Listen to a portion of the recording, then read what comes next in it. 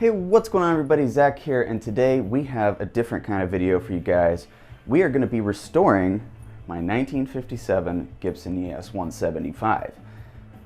Now when I say restoring, bear with me here, that's kind of a YouTube title, but we are going to be doing some work to this thing, so let's go ahead and check out the guitar, tell you a little bit about it, how I got it and so on, and we're going to tell you what we're going to be doing to this thing.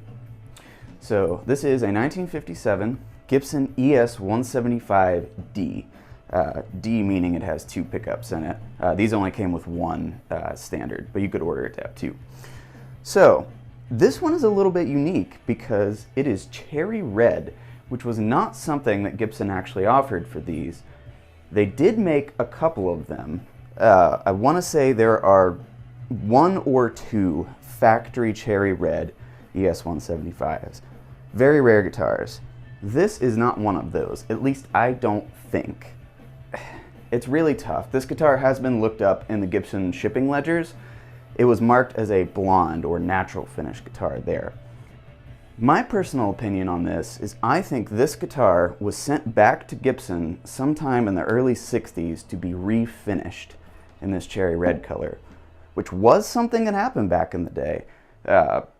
I can't really prove that because a lot of times on the factory refinished guitars, they would stamp the serial number back here really big, right? Well, on a 57 ES-175, there is no serial number on the back. It's inside on an orange sticker in there. So is it a factory refin? Who knows? It's freaking cool, right? I mean, it's definitely an old finish. It kind of looks right for that era.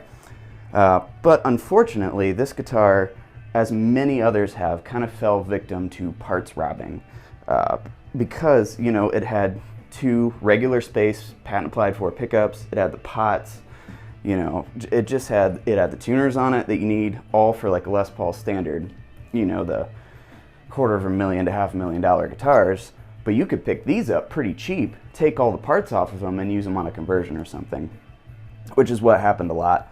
It happened to this one. And I bought this guitar, man, I don't know, 5 or 6 years ago maybe, as a bare husk. There was no parts on it that I recall.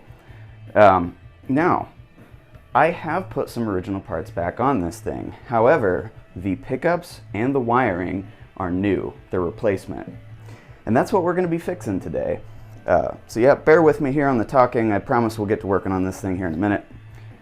Let's just quickly go through what's original on this guitar and what is not, because we are going to try to get some original parts back on this thing.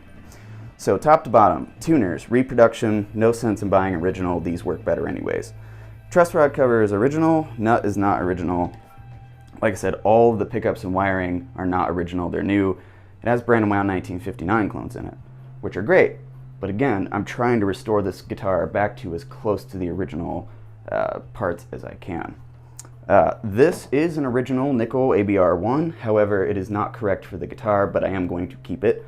The bridge base is original as well. The Bigsby is not, and the pick guard is a reproduction made by my buddy Tony at Pick Guardian. So, let's go take a look at some of the parts that I'm thinking about putting on this thing today. So, off to the bench we go. Okay, one more thing guys, I kind of left out a crucial part of that first video, which is telling you kind of my game plan for this. I'm going to treat this as if it is a factory refinished Gibson guitar. So it's a 57, let's say it was sent back to Gibson in 1962-ish to have this finish put on it. Occasionally, when Gibson would get a guitar in for a refinish, what they would also do is change out your pickups and your wiring to the newest setup, right? They're thinking they're doing you a favor, you know, take out your old patent applied for pickups and put in some patent numbers or some T-tops, especially in the 70s that happened, which is kind of a bummer, but, you know, it did happen. They thought of it as an upgrade, you know, and maybe you could have asked for that to be done. I don't know. I wasn't alive back then. So I'm going to put early 60s parts on this guitar, and so it's going to have kind of patent number pickups and kind of an early 60s style wiring harness. At least that is my game plan. I do have one original patent applied for we're going to look at. I'm not sure yet. But yeah, so that's the game plan. We're going to treat this as if it is a factory refin, even though I can't totally prove that. And we're going to get it close to that kind of early 60s era. Now let's go look at some parts. All right, guys, we have parts to choose from. We're going to try to get through this as quick as we can here. I've already selected what we're going to use, but we're going to show you some of the other stuff anyways. I apologize for my catastrophically messy workbench. It's been kind of a busy week. So we're going to start off with a set of pickups that I'm not going to use.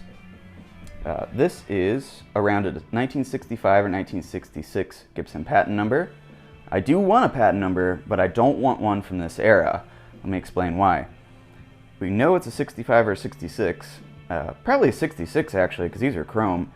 We have orange coil wire in here, whereas kind of in 1964 and earlier, you're going to see the purple plain enamel. 65, you can start seeing orange, red, and green poly in any mixture of those. So this is not quite the right era, so we're not going to use it.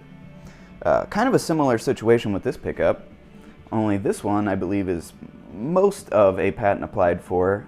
This one has been reworked. I rewound this one a while back. It's got a 50s long magnet in it. I think these have been changed. You could see got our tooling marks on the base plate. We just have the very remnants of seeing that this was a patent applied for. It's really hard to see, but it's there.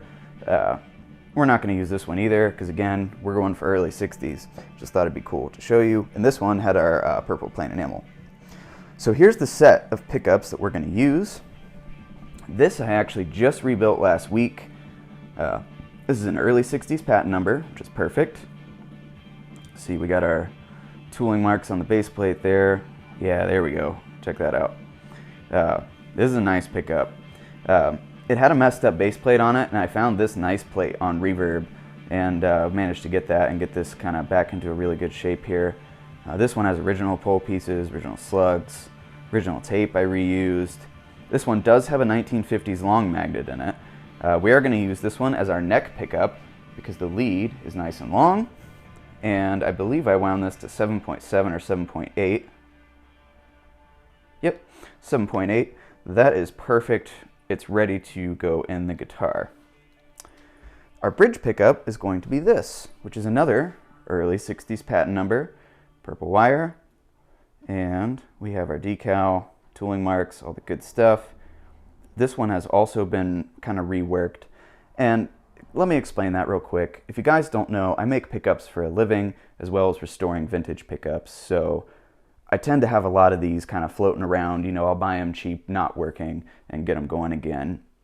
And they've just been kind of sitting in a drawer. Some of them have been in and out of guitars. And that's another reason for doing this project is I want to get these pickups in the guitars because I really don't have any reason to sell them. I'm kind of a parts hoarder, I guess. And I would rather them be in a guitar than in a drawer. So this is our bridge pickup. The only problem with it is the lead wire is really short. It's probably not going to reach, which is fine because we can replace that. And there's no harm in replacing this lead because it's already been rewound anyway. This one is 8.5. This is a pretty hot for that era. I'm not going to change it. This one we rewound, if I can talk properly, rewound a long time ago. I think Jared actually rewound this one. You know, making a nice bridge pickup. So we're going to change the lead on this, use this pickup, we're going to pair it with this, and we're going to have a nice set of early 60s patent numbers. And when I say nice, I mean they're going to sound really nice. They're not the best condition in the world, but you know, who cares? Still original pickups. And then we're going to use these covers.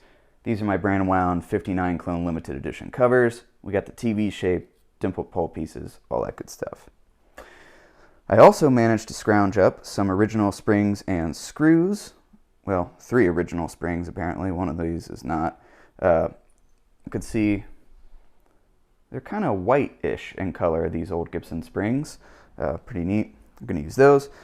Now, on to electronics. For the pots, this is kind of an old Les Paul Jr. harness. We're not going to use that because it's only 2 pots.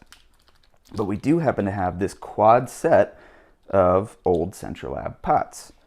So if I come in here and I read the date, which is on the side on these, we have 1346232, right? Let's decode that. So 134, for those of you that don't know, is going to be your manufacturing code for a pot. 134, we know, stands for Centralab. 137 is CTS. And Fender 304 is Stackpole, so on and so forth. Your first three numbers are the manufacturer. Your second 1 or 2 numbers is going to be the year.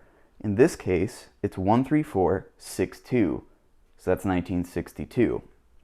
In the 50s, you're only going to have one number in there. It'd be like 1348 for 1958. The last two numbers are going to be the week in which that pot was made. So we know that this pot was made by Centralab in the 32nd week of 1962. And luckily, they all match. This is a matching set of pots. And they're 1962. That is absolutely perfect because these pickups are around the same era. That's great. That's what we're going to use. We use these screws and springs. I did have some other Centralabs that are floating around in drawers and guitars and stuff, but these are the ones that I have selected because they are the correct era. So at this point, what I think we're going to do is get the guitar up on the bench and start taking everything out that we don't need anymore. So let's get this thing on the bench. Maybe we'll do a time lapse or something.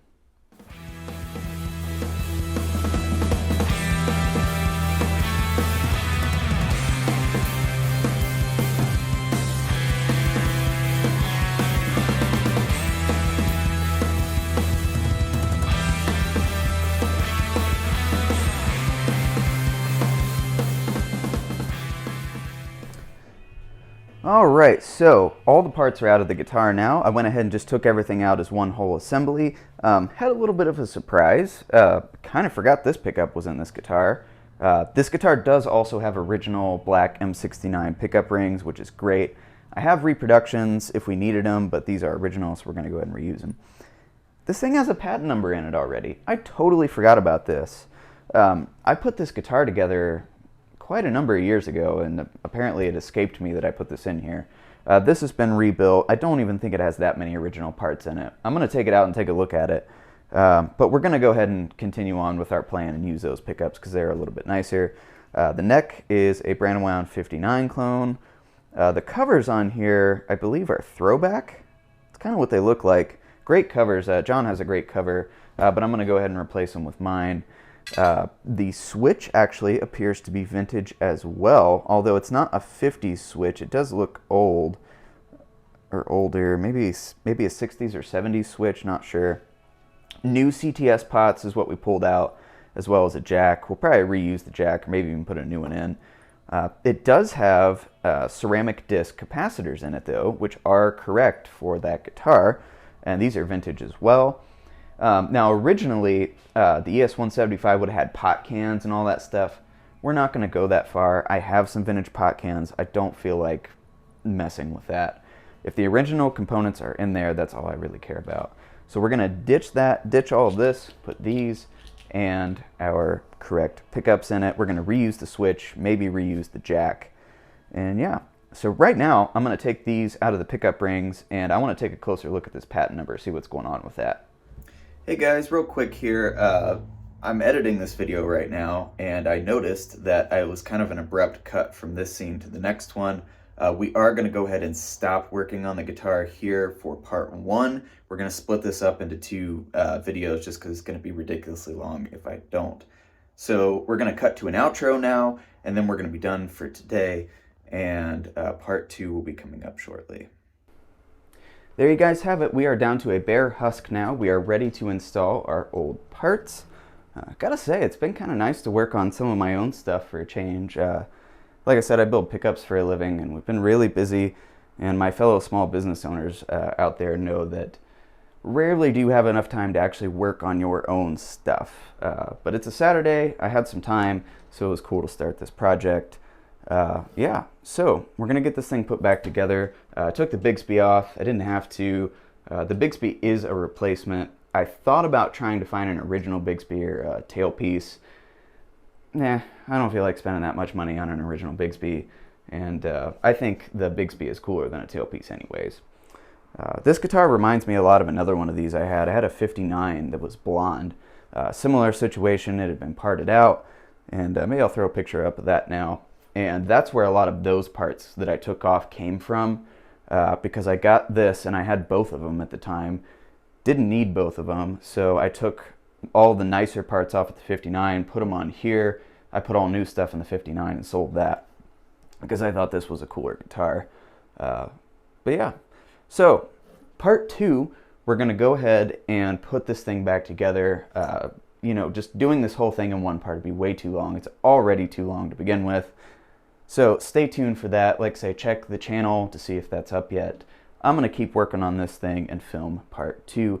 Thank you guys so much for watching, as always, and we will see you on the next episode. Take it easy.